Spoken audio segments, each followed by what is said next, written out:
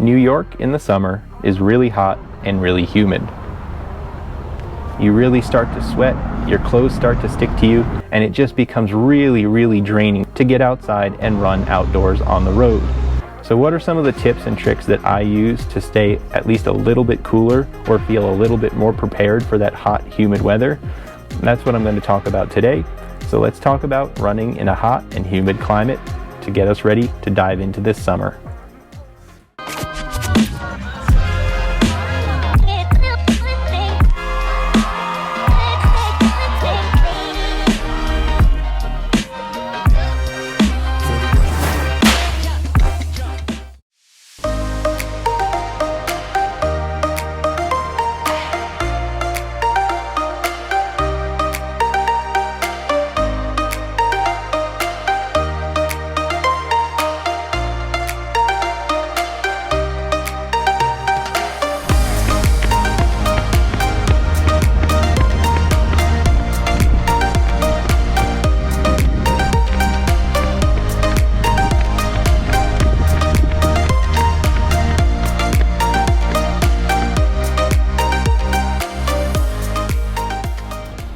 Well, I honestly couldn't tell the difference if I stepped in a pool or stepped outside right now. Hey everyone, how are you all doing?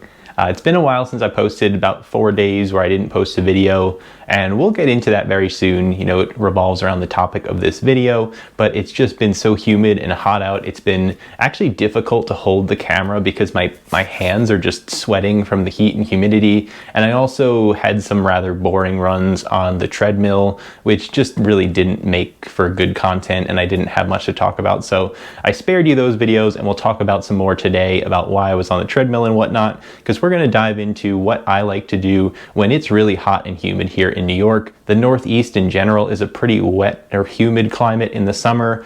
Couple that with some heat and it makes for some very difficult runs. So before I jump into my tips and the things that I like to do that work for me to get me through the hot summer weather that really leads into the fall racing season in general, I want you all to put some of the tips that you have for your areas, whether you run early, what kind of fueling you like to use, just any kind of tips that you like that work for you to help get you through the summer. There's a lot of people that have been moving around over the last few years, you know, given everything that happened with the pandemic, and there's just an opportunity, I think, to share all of our wisdom with people that may have moved to new, hot, wetter climates. Also, real quickly, we're almost at 700 subscribers, so awesome. Thank you all for following along and having some interest in my training block for the Chicago Marathon and all the other things that come along the way. So definitely subscribe down below if you are not already. It's always fun to have more people following along and joining in on the conversations. So let me jump into now the tips that I like to use for myself, the things that have gotten me through many summers here in New York, where again, it's pretty hot and humid. Our bodies get very used to the cooler weather. You know, in the spring, it really still is not that hot. You can run pretty early and it's rather cool and dry still at that point. And then once we get into the summer, our body's still acclimating from that cooler weather. First up, hydrate. I generally will bring water with me on any run over, I'd say 10 miles once we get into the summer months. It's really important to help keep myself hydrated because I do just sweat so much. You know, being a bigger person, I have a lot of water weight in me that I can lose. Sometimes on a run between 10-15 miles, I could drop 10 pounds in a single run. So I do bring water with me on my run. And I also couple that with this tip that you should be hydrating almost every day, all day, to prepare yourself for the next workout, because the reality is if we're running day after day after day, we're going to deplete our fluids, and then we really need to be drinking water all day so that we're ready for the next morning. Or if you're running in the afternoon or the evening, you need to be drinking fluids all day to prepare your body and keep yourself well hydrated to actually get out and get the good workout that you need while you're outside in the heat. So that's tip number one. Tip number two involves alcohol. You really do need to cut back on alcohol if you're someone who just enjoys a drink every now and again.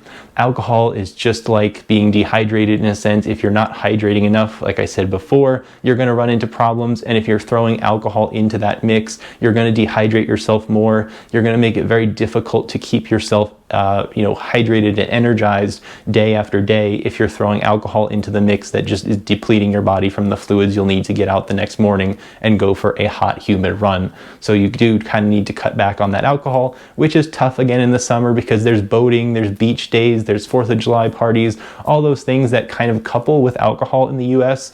So you just need to be mindful of that and strategically plan your big training weeks and long training runs where you can separate it from any alcohol or drinking, things like that. One of the most important things I feel like is a key to getting especially your long runs in during the hotter summer months is going to be to start slow and to listen to your body. When you start slow, you're never going to be able to really calculate until you get deeper into the summer how much your body is really going to feel drained from running in the heat and humidity. My first, double-digit 10-mile run of this training block came on a particularly hot day, and I just felt shot. I mean, I needed to take a quick walking break at one point just to bring my body temperature down and let my heart rate come down just a little bit because it was trying so hard to cool itself. So it's just really important to remind ourselves every time we go out for a hot, long run, start slow and really listen to your body. Your heart rate may climb much more than you're used to when it was cooler. Your body's gonna sweat a lot more than you're used to, and it's just gonna drain all your energy. So really make sure you go out nice and slow, and by the second half of your long run, you can feel out how you're doing. Look at your heart rate, maybe take a look and just maybe get your pulse or whatever it is, whether you have a smartwatch, you can just check in on yourself. And from there, maybe you speed up a little bit. So all of my longer runs tend to be a bit of a progression run because I'm starting very easy, making sure I'm feeling out my body and how it's reacting to the temperatures outdoors. And then I can pick up the pace a little bit in the second half once I know that I'm capable of continuing and balancing my effort and the heat outside. So start slow, listen to your body. That's a big key when running in the summer. The other thing I encounter is a balance between actually running early, but then sometimes running too early versus running when I can burn off some of that humidity from the heat and the sun in the air. So, the last few days we've had very hot, humid weather, a pretty high dew point. As the dew point rises, that means that there's a higher and higher temperature in which the water will actually form and create dew. So, when we have 95% humidity mornings, the dew point's around 72 degrees. It could be 72, 73, 74 degrees in the morning, and the air is basically water. And your body cools itself by evaporation. Any fluids or liquids that are on your body, i.e. sweat, are evaporated off, which cools the human body. That's why dogs like to pant. They don't have sweat glands, so they're actually evaporating things off their tongue to cool down.